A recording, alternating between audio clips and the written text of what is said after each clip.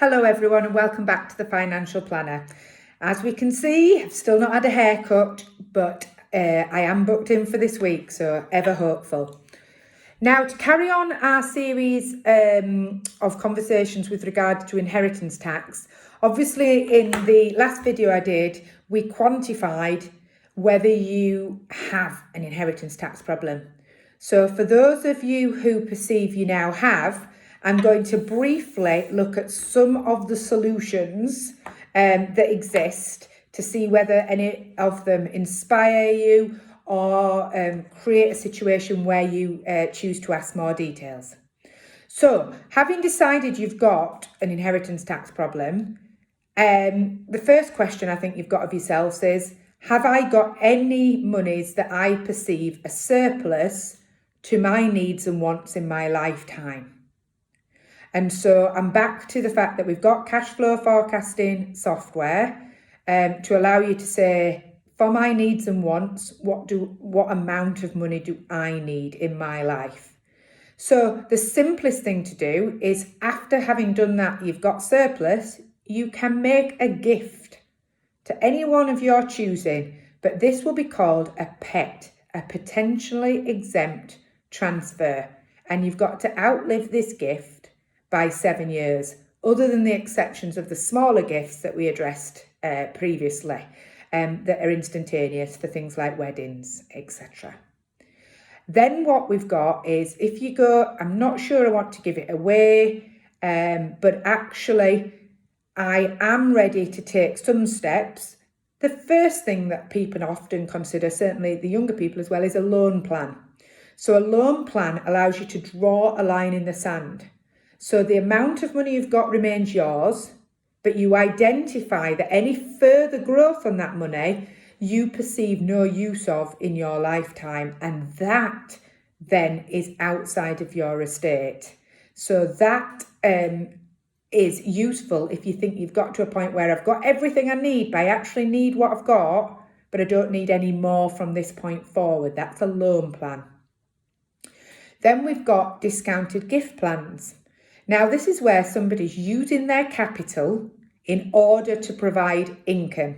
So if you've got an investment portfolio, a share portfolio, whereby the income tops up your pension income and you need that income on which to live, you can engage with the HMRC and have complete a health questionnaire about life expectancy. So it does take into account your health, but with 8 quite simple questions. It's not a rigorous health assessment. It's trying to assess you in the context of your peers of that age.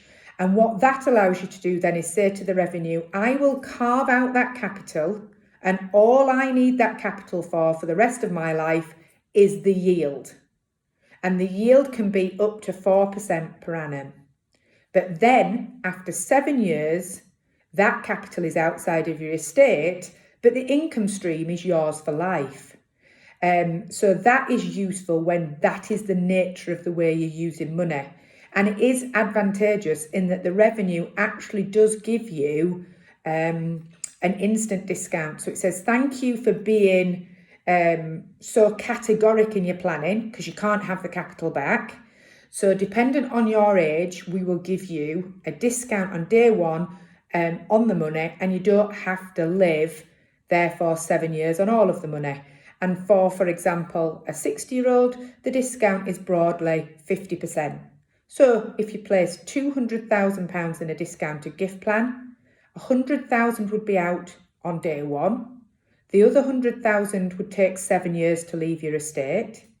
But if you lived 7 years and that money was all above the income tax, the inheritance tax threshold, instead of paying the 80,000 that would have been payable in inheritance tax, you'll pay 0. But what you have then is just the yield of £8,000 per annum, 4% of 200,000. So people find these very useful and they're quite commonplace. Then we've got some, but the discounted gift is only relevant if you need the income. If you can't honestly say to the revenue you've a need of the income, they don't work. So if you've got surplus monies, nobody at this time you choose to give it to, a loan plan feels like it's achieved nothing, but you would like the money to have the certainty, and this is what a lot of people say to us, to be able to buy the care of your choosing. So obviously if that's care within your own home or, a more luxurious residential setting in later life, we have what's called a later life planning bond. So in this arrangement, you place the money into the bond, and the only reason you allowed it back is if you utilise it to pay for care. And this money is outside of your estate after 7 years. So if care is a really big concern, please do chat to us, because I'm really quite familiar with the costs of care locally, residential, nursing and in-house. I just this very last week put Pro Medica in with round-the-clock care for somebody who was very adamant that it would only remain in his own home and wouldn't consider a residential setting, and wanted a gentleman carer, somebody who enjoyed sport. So a very rigorous list for me to interview to find a carer, and we were able to assist in that matter. Now, in addition to this, there is then EISs, Enterprise Investment Schemes. These are higher risk. So you are investing in startups, but they have a 2-year horizon for which the money is outside of your estate. And some people use these because they allow you to create capital gain deferral. So if you're selling something that's triggered a capital gain, often when somebody is top loaded to a share portfolio, a particular share, and the reason for not selling it is capital gain, you can defer gains, and obviously gains die on death. And so from that point of view, there's a mechanic there. And also in an EIS, you get income tax relief of 30% on up to £1 million investment, but you will not receive more income tax back in any year than that you've paid. So the revenue do look for parity, but you can go back a year as well to reclaim income tax you paid in the previous tax year. So they have a role for some people, but they are often more costly and certainly come with a greater degree of risk.